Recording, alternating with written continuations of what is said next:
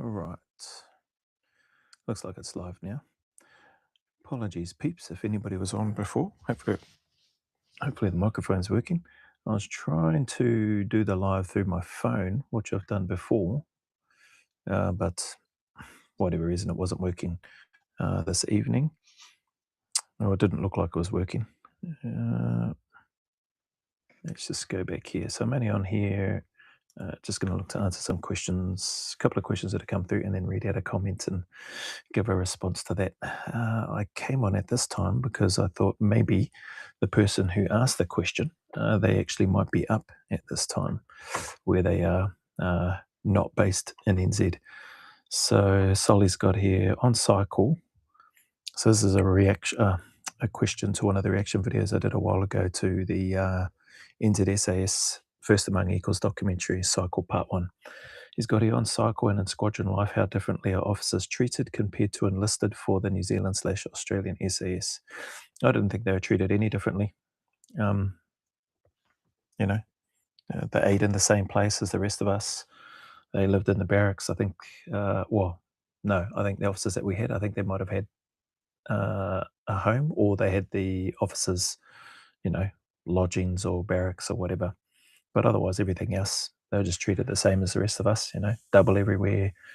In NZ, in Australia, yeah, pretty similar. Obviously, I think there's the officers' mess and that sort of thing, which is, I guess, part of that, what they've earned, I suppose, in terms of being an officer and the work that they've put in to have those certain privileges or whatever. But yeah, they just seem like they were treated the same as the rest of us. If that's what you mean, like in terms of day-to-day routine and all that sort of stuff, like they weren't treated any better in both NZ and Australia. Solly's got another one regarding the difference in culture between NZ/Australian SAS cycles post-selection. You've got here, read more. Overall, would the NZSA cycle be better as you had to run everywhere and couldn't call DS by nicknames because it was stricter? I think, no, it's just different, Solly. Just, that's the way it's done in NZ, and their culture and their process and how they apply things and their expectations. What they require is, what they require. And I think it's a bit hard for me anyway, to say whether it's, what have you got here? Whether it's better. Like, would you say overall would the NZSA cycle be better? Nah, just different. I enjoyed both. Like because it was all I knew in NZ. Like that's what you're told to do. That's what everybody else has done. Like you just do it. You don't think anything of it. I think if anything, the doubling everywhere was just a little bit of extra PT for each day. So yeah, I wouldn't say the NZ cycle was better. I wouldn't say the Australian cycle was better. They're just both different. I at the same time in Australia, it was quite nice to not have to double around everywhere. It was quite nice to be able to call directing staff by their first name or their nickname, even though there was a bit of a shock to me at the start. So yeah, they're both effective and they both work for their purposes and what they're doing, is what I would say to that, Solly. Your next one you've got here, would you say the NZSA cycle produces better soldiers on average than the Australian SAS?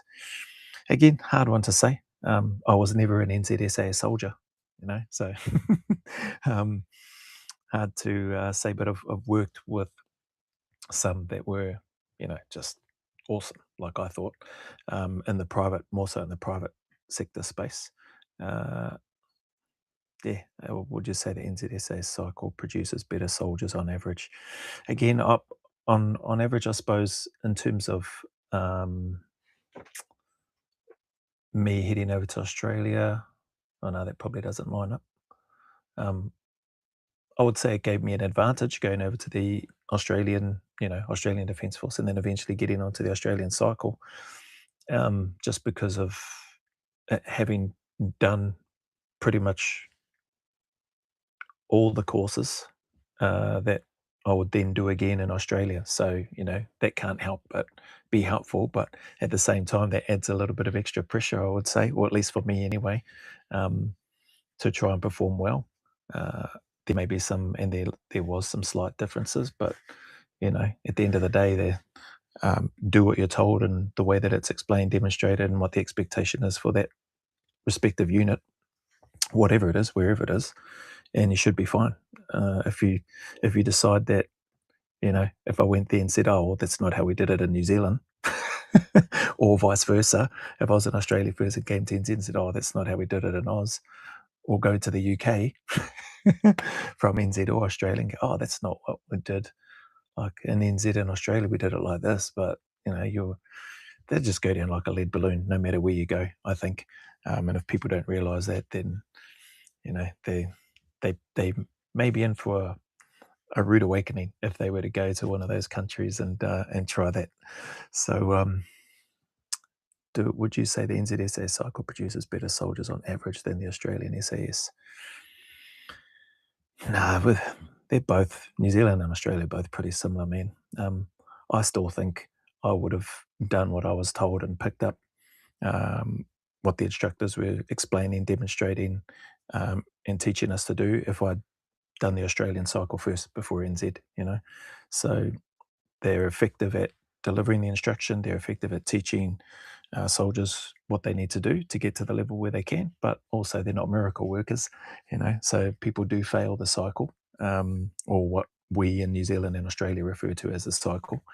Uh, so it's not a guaranteed you get through selection, you're on cycle now, you should be good to go. Like they are very, very good instructors, but a lot of um, a lot of work is expected by the individual who's on the course if they're lucky enough to be on the course. So yeah, nothing's given. You still got to earn it every day, and even after that, once you get into a squadron, you need to continue to earn your keep and earn your place there. So that's what I would say about that one. Hopefully that helps anyway.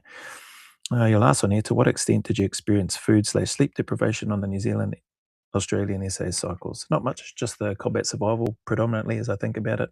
A little bit on patrol procedures, maybe a little bit on the counterterrorism stuff, just in terms of the late nights, like you're operating at night uh, for a lot of that stuff, doing plane options, building options, vehicle options, um, yeah, and running long hours and into the evening, and in between that, there's a whole bunch of other training and things to do, charges to prep equipment to make sure that you've got ammunition to rebomb up, orders to get in terms of where you're going before that, warning orders, etc.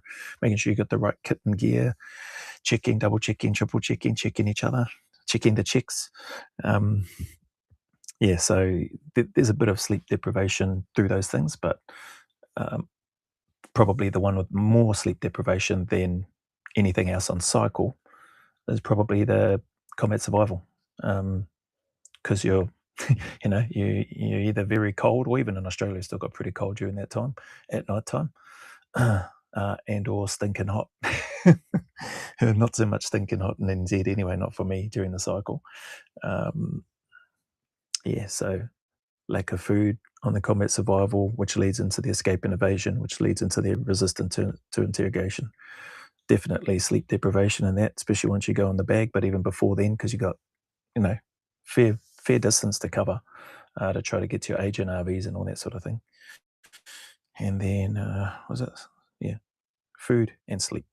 So yeah, combat survival leading into the E&E, escape and evasion, and then the resistance to interrogation. You're definitely going to be sleep deprived and going without food. Then, if you're lucky, you get some water.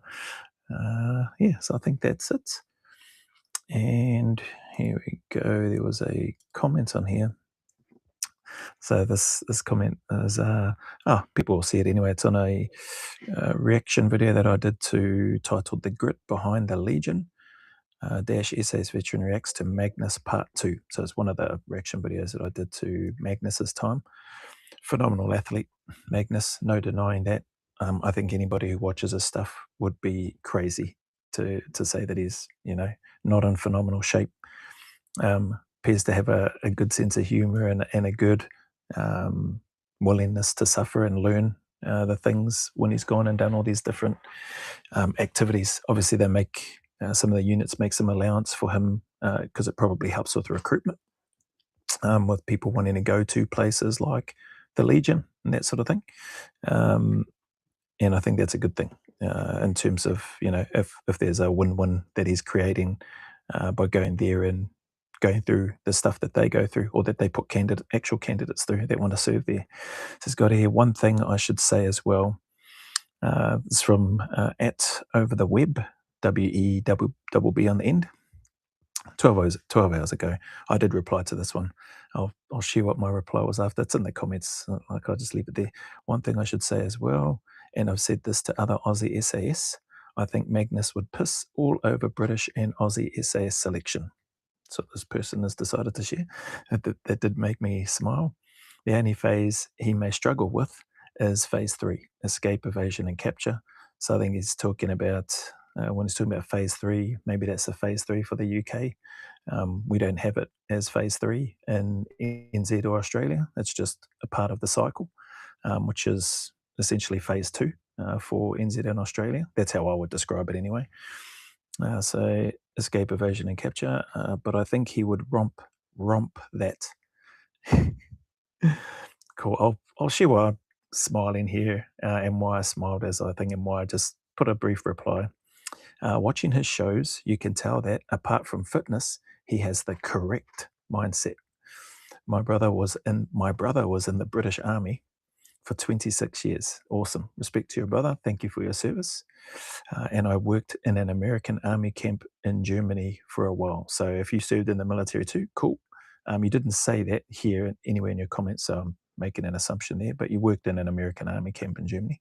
I'm into the history of the regiment and history in general. Great. Awesome. Doesn't make me an expert. Cool. Yeah, you acknowledge that too, but you can tell, you can tell Magnus has what it takes. Cool. Where's my replies there? I just put a smiley face, not a laughing face, just a smile. Said appreciate you sharing your thoughts and a thumbs up.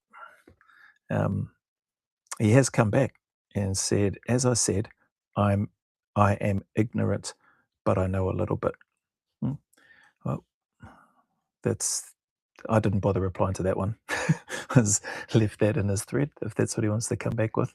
So I'll just go through, share my thoughts on it. One thing I'll say as well, so he did mention a comment before on a separate chat or separate comment. Oh, yeah, this is a 1 year later reaction here from me, and I think it's obvious the French Foreign Legion allowed Magnus to take part as a bit of a recruiting tool for them. Back in the day, the Foreign Legion was so famous, but I'm sure they aren't known so much amongst younger people these days. Yeah, maybe that's from the same person. Anyway, that's when he come back with the one thing I would say as well. So cool. He said it to other Aussie SAS. I think Magnus would piss all over British and Aussie SA selection. It's interesting. People, you just can't tell. Like, I don't care who you are. Like, people in the unit, I don't care if you're a badge member in the unit. I don't care if you're a psychologist in the unit. Um, if if people knew, like if the people that are in that space knew, and if the psychologists knew, guess what? There wouldn't be a selection course. Just see them and go, I reckon you got what it takes, based on whatever it is. And the reason why I say that I don't subscribe to that thought pattern anyway, and I don't think that that's right. It doesn't stop me or anybody else when you look at people, especially a cohort of people rocking up to selection, and you're eyeballing everybody because it's the same when I was on and when other people are on selection. You're looking around the room going, "Gee, there's some, you know, seem like some real good to go guys here."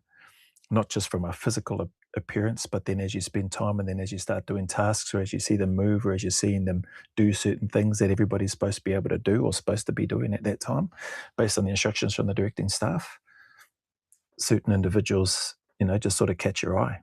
But then at the same time, those same individuals can be gone either that day or in an instant or at some point further down. They just, and not all of them, but yeah, without flogging a dead horse on that part. If people could just tell, so if you have that skill and ability, which you've got here, um, or you're saying that you can tell that apart from uh, and you've got some experience, but you can tell Magnus has what it takes. Yeah, like clearly he's extremely fit, right? Which is awesome. Definitely helps. If you're talking about selection for NZ and Australia, maybe he completes those. The UK selection is the whole 6 months. I think it is how long it takes, because they combined the stuff that we do in NZ and Australia, which we call the cycle. They combine that stuff into that phase, or into the second phase, I should say, whereas it's just all one combined together into one 6 month selection in the UK. I think Magnus would piss all over the British and Aussie say selection. Maybe he does. Maybe he will. Um, uh, very, my take, just too hard to tell for anybody. With regards to going in there, going on selection, I don't care what selection it is. The only phase he may struggle with is phase 3, escape, evasion, and capture. You haven't put down why you think why he may struggle with that phase, because it sort of, to me anyway, doesn't make sense in terms of what you've got here. So I'll read the whole thing. You've got the only phase he may struggle with is phase 3, escape, evasion, and capture, full stop. Then you've got, but I think he would romp that. So what's the saying? When you say a sentence and then you add but, it means that everything you said before is negated or something like that, or is irrelevant. So you've said he may struggle, but at the same time, he'll romp it. I interpret romp, if I'm interpreting it right. I don't know where you're from, and if that's a slang term. I'm viewing that as he would crush it, he would smash it, he would blitz it. He'd basically do very, very well, is how I interpret that, if that's what you mean. Um, Again, possibly. There's lots that go into um, selections and different courses when you get onto a course like that, which we would put on, or which is on the cycle phase for Australia, in terms of what you've mentioned here in New Zealand. Um, yeah. But I'll tell you what, if it gets that far and you get that deep into a course, like for us in NZ and Australia, that would be after selection. In the UK, it's like I said, it's all part of the selection. So if you've got into that phase after having done selection or as part of the selection, you could you could assume that you're doing pretty well. That's for anyone. I'm not just talking about Magnus here in response to this comment, but taking that comment and applying it generally. If anybody gets to that stage, you could assume that you've done well enough to continue to be there, and now you're on that next phase. That phase is difficult, regardless of who you are. I don't know that I saw anybody romping or smashing or blitzing that course. Everybody's pretty weathered and weak and feeble by the end of it, especially with the distances that you're covering and the lack of food and minimal sleep to try to get to the places that you need to get to. And then at the end of that, when you are pretty ragged and weathered, then welcome to resistance to interrogation. No food in your stomach, rubbish sleep, looking like rubbish, and now you're about to get grilled. Stress positions. You'll get a bit of a tune up from time to time from the directing staff. Like it's just part of it, and you'll either still be there at the end or you won't. But I've never seen anybody come out the end standing and looking staunch, strong, powerful, or looking as thick and as healthy as what they were before they started the course. uh, Watching his shows, you can tell that apart from fitness, he has the correct mindset. Yeah, hard to tell from the shows. I'll be honest, I've watched a lot of his stuff, and hands down, incredible what he does and what he puts himself through. He's definitely got parts of the that come through in terms of the mindset, like the 35-kilometer pack march with the guys, and then the very next day, then he did the test running on the treadmill with the pack on and all that sort of thing, and did extremely well, like crushed it as far as I'm concerned. On the back end of, I don't think they slept for that 36 hours, or they had bugger all sleep anyway. By the time he got back, he maybe, I don't know, maybe had a couple of hours or something like that. So yeah, did awesome. And so, with regards to, you can just tell he has the correct mindset. One thing I would share is this, just my take anyway. Um, Short duration stuff for anyone, and including that type of activity, it's not too bad. It's the accumulation of the days on end, back to back to back, with the accumulation of sleep deprivation, with the accumulation of the no food, with the accumulation of more and more kilometers to have to cover, with the continuation of the same heavy weight that you're needing to carry all the time over that period of time. And the uncertainty of how you're actually going, because you're not told whether or not you're meeting the timing. You're not told that you're doing well or that you're behind time. So you just, you don't know. Do I redline? Do I need a red line today? Am I redlining every day? The instructor talks to me like I'm doing rubbish. Anyway, there's a whole bunch of people speak about the uncertainty and the mindset aspect of it. The self-talk is another huge one. He's likely got, and it seems to me to have, really incredible good self-talk. He must have that to stay in some of the places where he's been, and persist with the tasks that he's done. And it's awesome. So it's easy, though, what I'm getting at, to see elements of a really good mindset, which I'm sure he has anyway. Or maybe some people might think he's crazy. But I think if he is crazy, I think he's crazy in a good way. Um, where am I going with it? Over short periods of time, it is a lot easier to sort of, okay, I'll put up with this. I can put up with this. I can keep going. I can stay positive. I can keep talking to myself in a positive way. It's like I said, it's the accumulation of that when it happens day after day after day, week after week, month after, for selection, day after day, like in terms of NZ in Australia, and then it flows into week after week, then month after month, as you do the next 10 to 12 months or more of back to back courses, with sort of very little sort of reprieve in between. It might be changed now. They might get a few more breaks after certain courses and things like that, which is cool if they do.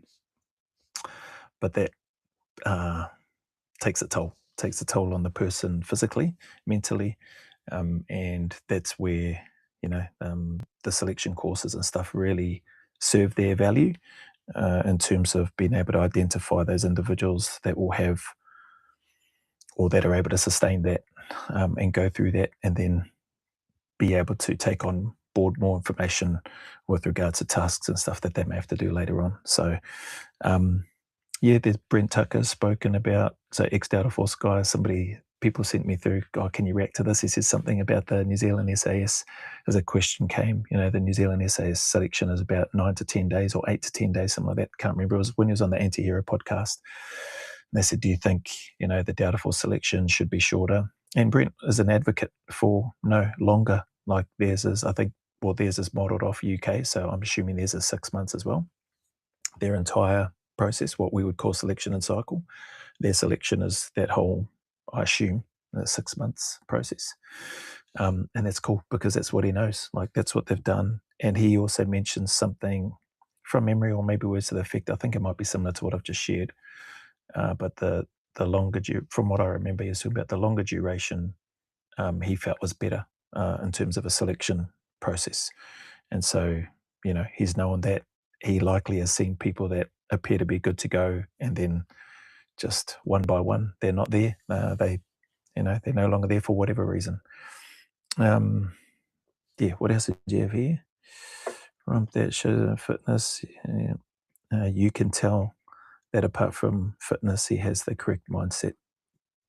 Yeah, don't know. I personally don't know. I can't tell that he has the correct mindset, um, because it's like they appear to be short duration activities, hard, albeit hard, that he's involved in, but over a shortened period of time, in comparison to what the actual, probably the official process that guys are looking to join the Legion or whatever, as an example, would go through. And that's where that grind, that day in, day out, month in, month out, process helps them, in this case, the Legion, identify who it is that they think are suitable to go serve there.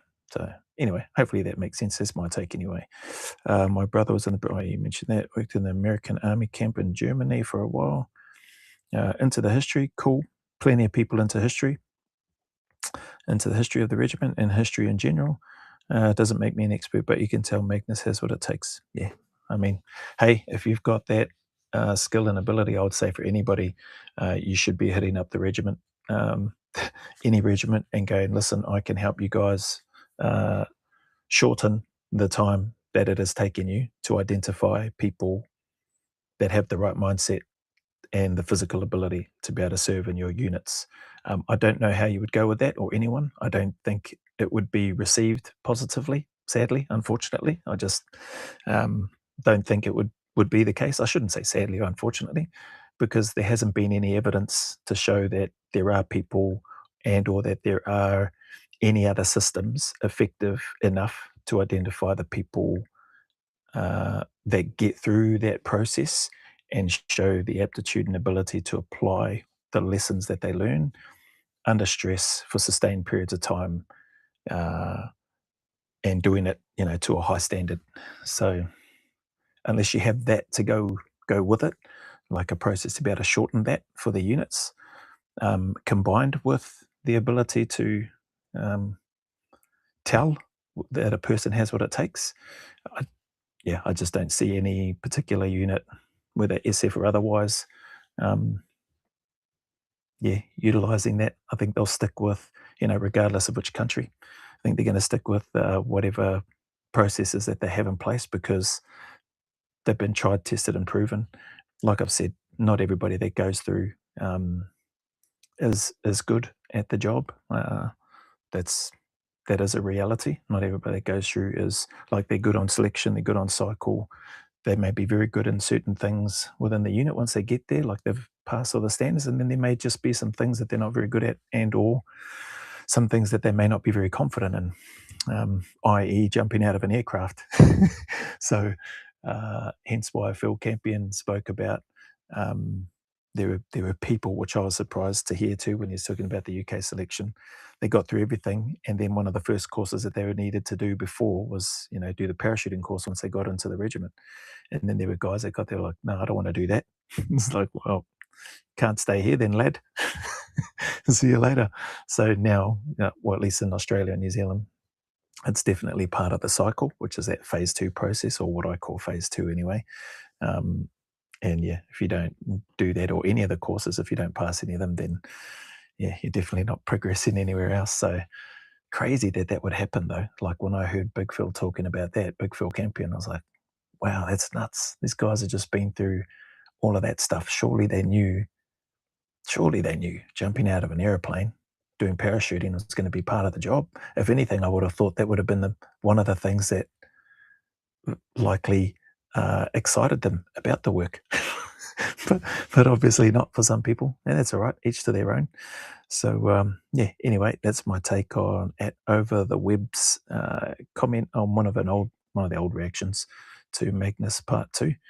And that's my 2 cents.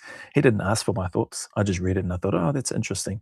This guy's got, aside from it putting a smile on my face, just because I had lots of visions of a whole bunch of different people and then hearing the same conversations with guys that I served with who just looked at guys. Some of the guys that I served with that made it through trained and prepared for and went on selection with some of their best mates who they just, you know, have absolute and had absolute trust in them. Like these guys are going to be here. Like these are definitely the guys I want to serve with. And yeah, and their mates quit. Some of them never went back. It's like, yeah, no, not for me. And hearing their stories, some of their shares in and around, they were just blown away. Like they didn't expect that. I've got a couple of experiences of those from the NZ unit, from the NZ selection, I should say. Guys that I went onto that selection with, and I just thought these guys are good to go. Mind, body, spirit. I thought these guys, I was super stoked to be going on selection with them, not only with them, but also thinking, man, I want to still be here in the end because I would love to serve with these guys. And sadly, those guys that I'm thinking of, they quit. They removed themselves from the course, never went back again, which is, to me, is crazy think about it. So that's another, that wasn't so much a reason why I was smiling, but it was another reason as I read this particular comment that just really made me think about guys that I looked at, not just from the physical perspective, like, oh man, that guy looks like he's put together really well. He's going to blitz this on all the physical stuff that we're going to have to do. But just like those other things, when we needed to do tasks and things like that, just their mindset, their approach, their sense of urgency, what they were doing and everything. Yeah, it was pretty, for me, was pretty inspiring to see, and something that I wanted to try to emulate or try to keep up with in some way, shape, or form. So, yeah, I just don't think anybody can truly tell, uh, not unless, not until they've been through what it is that they're looking to do or that they need to do to get to where they want to get to. Uh, yeah, that's my take anyway. Take nothing away from Magnus. That guy is blinking. He is a weapon, man. Like everybody that sees his stuff, and I think that's a large part of why people are drawn to watching his videos, because he just does some out the gate stuff and puts himself in, dare I say, some miserable positions, very challenging, difficult, and he's been so used to doing that. So the resiliency that he's building and that he's built, you know, not only just through the rock climbing stuff that he was doing, so he already had some might say crazy mindset of really climbing up things, but he's expanded on that, I think, big time. So he's got plenty of reference points, is what I would say. So if he was to ever do, you know, a a full blown selection course of any kind for somewhere, I think he's got a lot of reference points that he can lean on, albeit I'm making the assumption based on what I've seen of his content that they're much shorter periods, um, in relation to, so shorter periods in regards to the types of not only activities but the types of, um, strain and pressure that will be applied during a selection type activity. Hopefully that makes sense. He's doing elements of, like, I suppose what you would call selection activities and that sort of thing, but not for the same length of duration as actual candidates that are doing those courses in full from basically from woe to go. So yeah, that's my take in response to that. I think that should be it. I don't. I've done this live, so hopefully that answers the questions for those, or for Solly that asked the two questions there, and that's it from me. So everybody else, take care, look after yourselves, and I will see yous. Oh, hang on. Kia ora for Palmerston North. Oh, holy heck, somebody here. Catching you live midday over here is rare, brother. Hey, Des. Yeah, I jumped on because our mate Solly asked a couple of questions. So I thought if he was on here, then he might get them. But either way, if he sees it later on, then he can get the answers to the two questions that he asked. You might have heard the comment that I read out, bro, from one of the fellas regarding Magnus. Yeah, it definitely put a smile on my face. So if there was such a way to have people like that that could tell, then go give those psychs a tap and stuff in the unit, and yeah, go make your knowledge and your talents known to them and help them with that process. But like I said, probably be respectfully declined, I'd say. Anyway, take care, everybody. Dazza, take care. DMC from Palmerston North. Take care, fellas, and I'll see whoever pops up on another live or another video another time. Have a look at the American language video that I did if you feel like it. If you feel like a little bit of a laugh, don't take any offense to it. If you are going to get offended, then just don't watch it. What's this? Text 200K, sunny morning here in downtown Derbyshire, lad. Yeah, take care, guys. Appreciate you, Zay. Take care. See you later.